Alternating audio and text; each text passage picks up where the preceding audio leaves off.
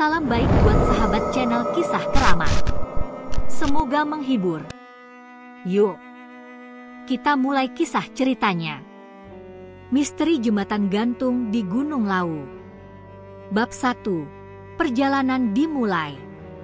Pagi itu, udara segar Gunung Lawu menyambut kelima sahabat yang baru saja tiba di base camp pendakian.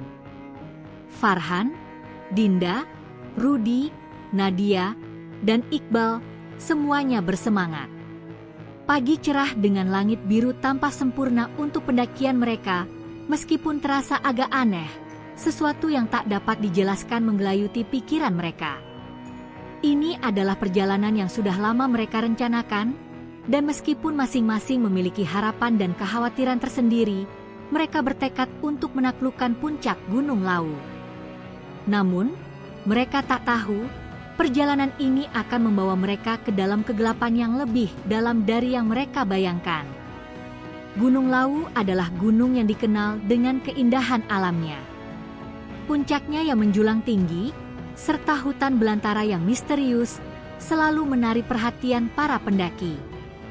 Namun, di balik pesonanya yang memukau, ada banyak cerita yang beredar tentang kejadian-kejadian aneh yang terjadi di sana. Salah satunya adalah tentang sebuah jembatan gantung yang terletak di lereng gunung, sebuah tempat yang jarang dikunjungi dan bahkan lebih jarang dibicarakan. "Sudah siap?"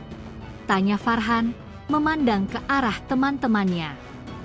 Ia adalah pendaki yang paling berpengalaman di kelompok ini, dan sikapnya yang tenang seringkali menenangkan yang lainnya. "Siap," jawab mereka serentak. Meski di wajah mereka tampak ada sedikit kecemasan yang tak dapat disembunyikan. Mereka pun mulai melangkah, menembus jalur pendakian yang semakin menanjak. Langkah demi langkah mereka menginjak tanah lembab hutan pinus yang basah. Suara langkah kaki mereka terdengar jelas di antara heningnya hutan. Namun, semakin lama, suasana semakin terasa asing. Hutan ini tidak seperti hutan lainnya yang pernah mereka lalui. Ada sesuatu yang aneh di sini, sebuah perasaan yang tak bisa mereka jelaskan. Seolah, setiap langkah yang mereka ambil semakin mendekatkan mereka pada sesuatu yang tak terlihat. Dinda, yang berjalan di belakang, merasakan pandangannya tertumbuk pada sebuah pohon besar. Ada sesuatu yang aneh pada pohon itu. Daunnya tampak lebih gelap dari pohon-pohon lainnya, dan kulit batangnya mengelupas, meninggalkan pola yang menyerupai wajah. Ia mencoba mengabaikannya, tetapi bayangan itu terus mengikutinya. Seperti ada mata yang mengawasi setiap gerakannya. "Hei, kalian lihat pohon itu?" Dinda bertanya, suaranya hampir berbisik. Mereka semua menoleh. "Pohon mana?" tanya Iqbal yang tidak melihat apa-apa yang aneh. "Dari sana, pohon yang lebih gelap itu," jawab Dinda. Tetapi begitu mereka melihat ke arah pohon itu, semua yang ada hanyalah pohon biasa. Rudy tertawa kecil. "Dinda, jangan terlalu banyak mikir. Itu cuma ilusi. Pasti karena capek aja." Namun, Dinda tidak bisa menghilangkan perasaan aneh yang ia rasakan. Ada sesuatu yang salah di hutan ini. Perasaan tidak nyaman semakin membesar seiring mereka melanjutkan perjalanan. Langit yang semula cerah perlahan berubah menjadi mendung. Angin mulai berhembus, menderu melalui pepohonan. Suasana semakin mencekam. Namun, mereka terus berjalan, berusaha mengabaikan perasaan aneh itu. Hingga akhirnya, setelah beberapa jam pendakian, mereka sampai di sebuah clearing yang lebih terbuka. Di depan mereka, ada sebuah jalur yang sempit menuju ke ketinggian yang lebih tinggi. Inilah jalur yang akan membawa mereka ke jembatan gantung yang sudah mereka dengar dalam cerita-cerita pendaki sebelumnya. Jembatan gantung itu terletak di atas jurang, berayun di antara dua puncak gunung yang tinggi. "Jadi, kita sudah dekat dengan jembatan itu?" Nadia bertanya dengan nada penasaran, sambil melihat ke arah peta. "Betul. Tak lama lagi kita akan sampai," jawab Farhan. Mereka melanjutkan perjalanan. Namun, semakin mendekat ke lokasi jembatan gantung, semakin kuat perasaan cemas yang menyelimuti mereka. Keheningan yang aneh mulai menutupi jalur ini, dan setiap langkah mereka terasa lebih berat. Seolah ada sesuatu yang menghalangi mereka. Tiba-tiba, Iqbal yang berada di depan menghentikan langkahnya. "Kalian dengar itu?" tanyanya, wajahnya terlihat tegang. Suasana hening sejenak. Semua orang terdiam. Dari kejauhan, mereka mendengar sebuah suara langkah kaki yang berat. Namun, tidak ada seorang pun di depan mereka. "Apa itu?" Nadia bertanya, suaranya bergetar. "Jangan khawatir, mungkin cuma binatang hutan," jawab Farhan, mencoba untuk tenang. Namun, ia sendiri tidak yakin dengan penjelasannya. Tapi suara itu semakin jelas. Semakin dekat. Suara langkah kaki berat yang tiba-tiba berhenti begitu saja. "Rudi, kau di belakang kan?" tanya Farhan. Tidak ada jawaban. Farhan menoleh, namun Rudi sudah tidak ada di tempatnya. "Rudi!" Farhan berteriak, suara mulai terdengar panik. "Rudi, kau di mana?" Keempat teman lainnya mulai merasa panik. Mereka segera berbalik dan mulai mencari Rudi, namun tidak menemukan jejaknya. Tiba-tiba, sebuah angin kencang bertiup, membuat pohon-pohon bergoyang hebat. Seperti ada sesuatu yang berbisik melalui daun-daun yang bergetar. "Mungkin dia hanya sedikit lebih cepat dari kita," Iqbal mencoba menenangkan, meskipun jelas ia pun merasa tidak nyaman. Namun, Rudi tidak ditemukan. Waktu seakan terhenti di hutan yang mencekam ini. Jangan-jangan ada yang terjadi padanya. Nadia berkata pelan, hampir tidak terdengar, tetapi cukup untuk menambah ketegangan. Farhan menghela napas. "Kita harus terus maju. Kita cari Rudi di jembatan." Bab 2, Jembatan yang Menghantui. Perasaan cemas menyelimuti kelompok itu seiring mereka melangkah lebih jauh ke arah jembatan gantung. Setiap langkah terasa lebih berat, seperti ada sesuatu yang menahan mereka di tempat itu. Hutan semakin gelap, seolah-olah cahaya matahari tidak mampu menembus dinding pepohonan yang lebat. Suara langkah kaki mereka kini bergabung dengan bisikan angin yang menyusup melalui ranting-ranting pohon, seolah-olah ada yang mengikuti mereka. Keempat sahabat itu berjalan dalam diam, namun hati mereka berdegup kencang, seiring semakin dekat dengan lokasi jembatan. Tiba-tiba, suara bisikan yang terdengar jelas tadi kembali mengisi udara, kali ini lebih keras, seolah datang dari sekeliling mereka. Nadia menoleh ke kiri dan kanan, matanya memerah, tetapi tidak ada siapa-siapa di sana. "Ada yang aneh dengan tempat ini," Nadia berbisik. Suaranya bergetar, dan ia merasa seperti ada yang mengawasi dari balik pepohonan. Farhan, yang memimpin perjalanan, berusaha tetap tenang. "Jangan panik, kita sudah hampir sampai. Jembatan itu hanya beberapa menit lagi." Namun, hatinya sendiri tidak sepenuhnya yakin. Ia merasa ada yang salah, dan tidak hanya tentang hilangnya Rudi. Sejak mereka mulai mendaki, setiap langkah terasa semakin penuh dengan tekanan. Udara semakin berat, dan jauh di dalam hati Farhan, ia merasa seolah-olah mereka sudah melangkah ke dalam wilayah yang tidak mereka pahami, wilayah yang tidak ramah, yang memiliki kekuatan lebih besar dari sekadar alam. Akhirnya, mereka tiba di sebuah tebing yang menjulang tinggi, dan dari sana, terlihatlah jembatan gantung yang mereka cari. Jembatan itu terentang di atas jurang yang dalam, menggantung dari dua tebing yang saling berhadapan. Kayu-kayu yang membentuk jembatan itu tampak rapuh, berwarna gelap, seolah telah dimakan usia dan waktu.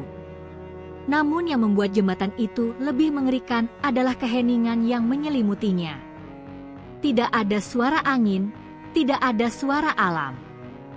Hanya keheningan yang mencekam, seperti alam menahan napas. "Ini dia," kata Farhan, meski suaranya tidak lebih keras dari bisikan angin yang berdesir di telinga mereka. Iqbal menatap jembatan itu dengan cemas. "Kita harus melewati itu? Kayaknya nggak aman." "Rudi bisa jadi ada di seberang sana," jawab Farhan, namun ia sendiri merasa ragu. Ada sesuatu yang menggelayuti pikirannya, dan ia tidak yakin apakah itu hanya hayalan atau ada sesuatu yang lebih jahat sedang menunggu mereka. Mereka semua berdiri terpaku sejenak, mengamati jembatan yang terlihat seakan menunggu kedatangan mereka. Tetapi sesuatu yang sangat aneh terjadi. Tiba-tiba, ada suara deritan kayu dari jembatan itu, seperti ada yang berjalan di atasnya, meskipun tidak ada satupun dari mereka yang bergerak menuju jembatan. Deritannya semakin keras, kemudian diikuti oleh suara langkah kaki yang berat, seperti langkah orang yang membawa beban berat. "Kita harus cepat," Farhan berkata dengan suara tegas, berusaha mengusir rasa takutnya. "Jembatan ini nggak akan bertahan lama. Kita harus cari Rudi sebelum sesuatu yang lebih buruk terjadi." Mereka mulai melangkah, satu persatu, dengan hati yang berdebar. Saat mereka menjejakkan kaki pertama kali di atas jembatan, suara kayu yang rapuh itu langsung terdengar keras, seperti jembatan itu hendak ambruk. Namun, jembatan itu tetap tegak. Dengan ragu, mereka melanjutkan langkah mereka, hati mereka dipenuhi kecemasan. Setiap langkah terasa lebih berat, dan jembatan gantung itu mulai bergoyang meskipun angin tidak bertiup kencang. Mereka mulai merasa ada sesuatu yang tidak terlihat di sana, seolah ada kehadiran yang tidak mereka kenal mengikuti mereka. Mereka terus berjalan, namun tiba-tiba, di tengah-tengah jembatan, Dinda berhenti. "Ada yang aneh," Dinda berkata dengan suara gemetar. "Aku merasa seperti ada yang memanggil-manggil." "Jangan takut, kita hampir sampai," Farhan mencoba menenangkan, namun suaranya mulai serak, tidak meyakinkan. Ia sendiri merasakan kegelisahan yang sama. Ketika Dinda mencoba melanjutkan langkahnya, tiba-tiba suara tawa terbahak-bahak terdengar di tengah keheningan. Suara itu begitu dalam dan mengerikan, memekakkan telinga. Tawa itu terdengar seperti berasal dari bawah jembatan, namun tak ada apa-apa selain jurang yang menganga di bawah mereka. Tiba-tiba, sebuah bayangan bergerak cepat di ujung jembatan. Sebuah sosok tinggi, hitam, dan kabur melintas dengan kecepatan yang mustahil bagi manusia. Seketika itu juga, semua lampu depan mereka padam, dan kegelapan menyelimuti sekeliling mereka. Suasana semakin tegang dan mencekam. "Farhan, ada apa?" teriak Iqbal, matanya terbelalak ketakutan. Farhan, yang semula berusaha tenang, kini tak dapat mengendalikan diri.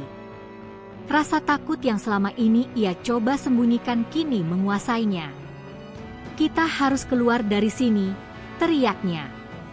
"Sekarang!" Namun, saat mereka mencoba berbalik, mereka mendapati bahwa jalan keluar mereka terhalang. Jembatan itu, yang tadinya terlihat tegak, kini bergoyang dengan hebat. Kayu-kayu yang membentuknya berderit keras, dan seolah-olah ada sesuatu yang menarik mereka ke bawah.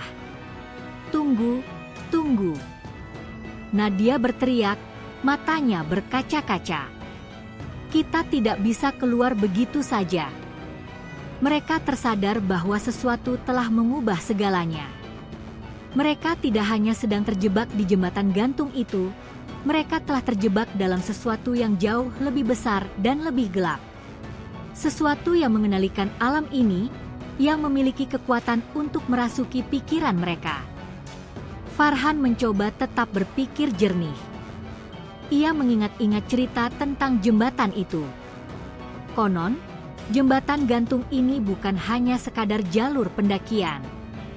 Dulu, pada masa penjajahan Belanda, jembatan ini digunakan dalam ritual-ritual hitam yang melibatkan pengorbanan manusia.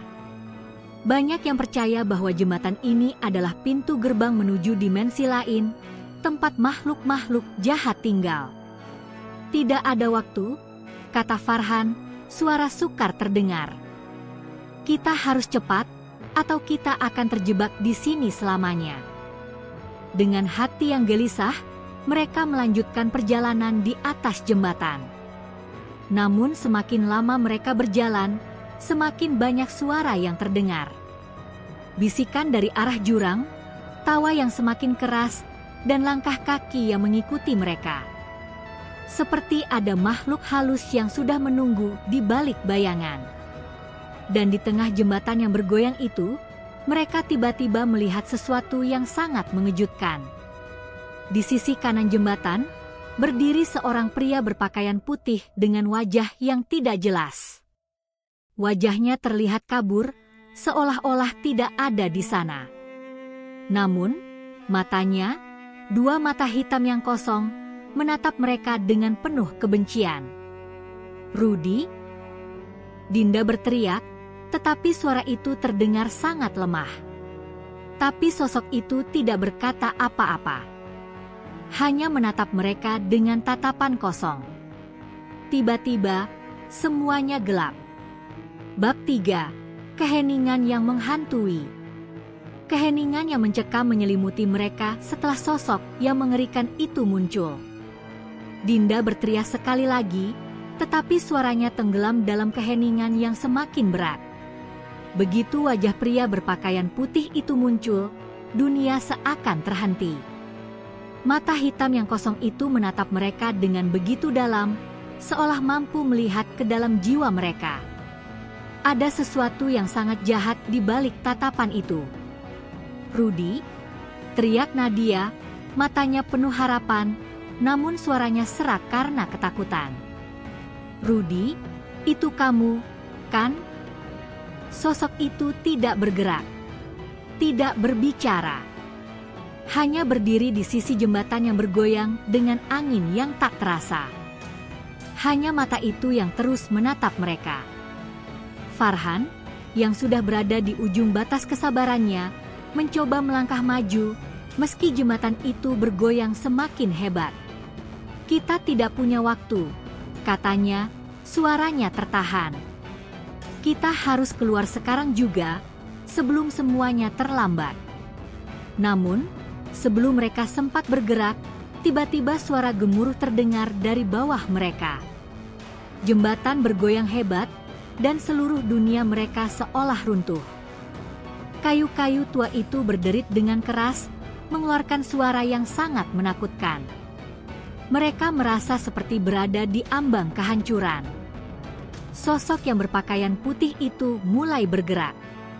Perlahan, dengan langkah yang tak teratur, sosok itu mulai mendekati mereka. Matanya tidak berpindah, terus menatap mereka dengan kebencian yang tak terungkapkan. Seiring mendekatnya sosok itu, udara semakin terasa dingin, seolah ada es yang merambat di sekitar tubuh mereka. Farhan merasakan kegelisahan yang semakin memuncak. "Jangan dekati dia," teriaknya, namun ia sendiri merasakan ketakutan yang dalam. Sosok itu bukan lagi manusia, ia adalah makhluk yang terperangkap di antara dua dunia, entah sebagai arwah yang terkutuk atau entitas yang jauh lebih jahat. Tiba-tiba, suara tawa terbahak-bahak itu kembali terdengar, kali ini lebih keras, lebih menakutkan. Suara itu berasal dari bawah jembatan, dari jurang yang dalam. Tawa itu semakin dekat, seolah-olah makhluk yang berada di bawah mereka sedang mendekat. Jembatan bergoyang semakin kuat, dan mereka merasa seperti akan jatuh ke dalam jurang. "Tunggu!" teriak Dinda, yang akhirnya berhasil melihat sesuatu di sisi lain jembatan. Di sana, bayangan Rudy terlihat samar, seperti berjalan menjauh. Itu Rudy. Dia ada di sana. Farhan menoleh dengan cepat, matanya penuh harap. Namun, saat ia melihat ke arah yang ditunjukkan Dinda, yang tampak hanyalah bayangan yang bergerak cepat ke ujung jembatan, hilang begitu saja dalam kegelapan. Tak ada Rudy di sana. Tiba-tiba, seluruh dunia di sekitar mereka mulai berputar. Keempat sahabat itu terjatuh ke lantai jembatan yang berderit. Dalam sekejap, mereka merasakan angin kencang yang membuat mereka terhuyung.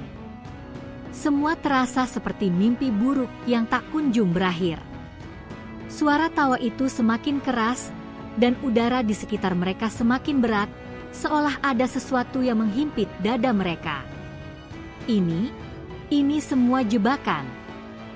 Nadia terisak, matanya penuh air mata.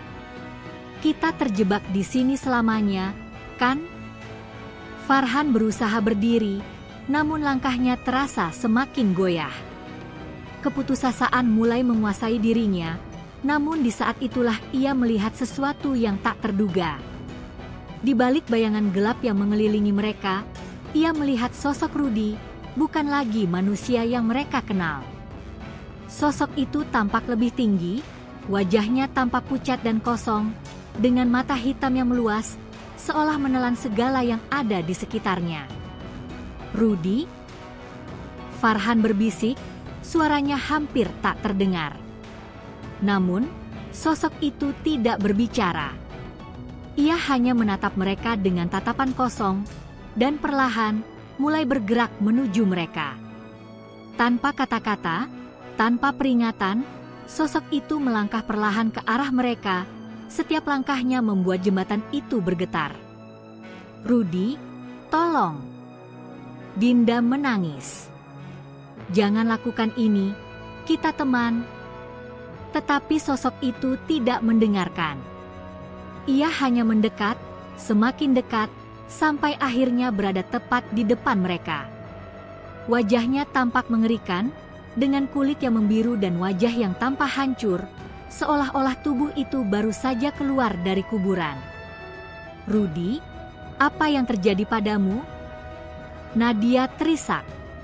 Namun, sosok itu hanya mendekat, langkahnya semakin mengancam. Tiba-tiba, Farhan merasakan seakan tubuhnya tertarik ke depan, menuju sosok itu. Semua seakan terhisap ke dalam kegelapan yang lebih dalam. Ia merasakan tangannya mulai dingin, seperti terperangkap dalam kekuatan yang tak bisa ia lawan. Dan saat itu, suara dari jauh terdengar, sebuah suara keras yang menggelegar. Sebuah suara dari bawah jembatan, suara yang lebih besar dari suara tawa sebelumnya.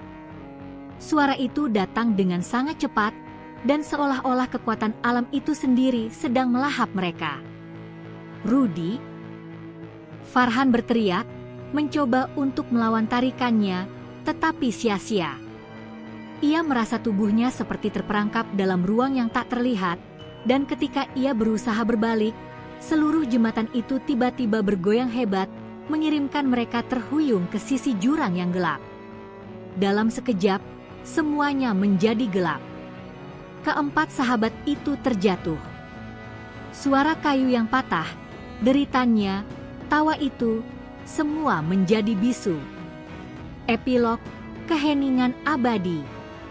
Ketika para petugas mencari mereka beberapa hari kemudian, mereka hanya menemukan jembatan gantung itu terhenti di tengah jurang yang dalam. Tidak ada jejak kaki, tidak ada tanda kehidupan. Para pendaki yang pernah mendaki Gunung Lawu mengatakan bahwa mereka melihat cahaya samar yang muncul dari tengah jembatan, seolah-olah ada arwah yang masih berusaha keluar. Namun, tidak ada yang pernah tahu apa yang terjadi di jembatan gantung itu. Satu hal yang pasti, Gunung Lawu menyimpan rahasia yang lebih dalam, dan setiap pendaki yang berani menginjakan kaki di sana mungkin akan menemukan sesuatu yang tidak pernah mereka harapkan. Rahasia gelap yang terpendam di bawah jembatan gantung itu menunggu untuk mengambil lebih banyak jiwa.